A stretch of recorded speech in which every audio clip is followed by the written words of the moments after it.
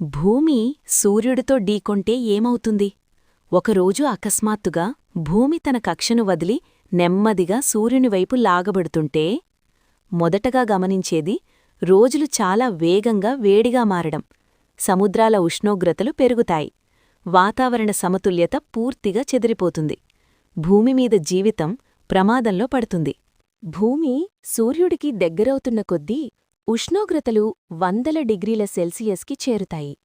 సముద్రాలు మరిగిపోతాయి. నీరు ఆవిలిగా మారి అంతరిక్షంలోకి వెళ్ళిపోతుంది. చెట్లు, అడవులు, నగరాలు అన్నీ కాలిపోతాయి. ఇప్పుడు భూమి ఉపరితలం తట్టుకోలేని స్థాయిలో వేడెక్కుతుంది. రాళ్లు కూడా కరుగుతాయి.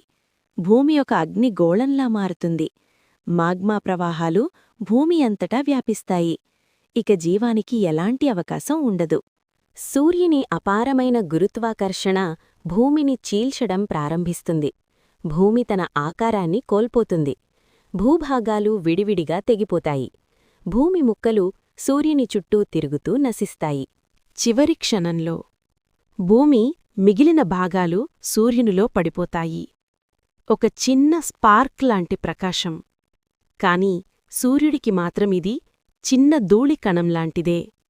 మన గ్రహం చరిత్ర ఇక్కడితో ముగుస్తుంది. భూమి లేకుండా సూర్యుడు మామూలుగానే మండుతుంటాడు. అంతరిక్షం మౌనంగా ఉంటుంది. ఇది మనకొక గుణపాఠం. ప్రకృతితో సమతుల్యతే జీవితం.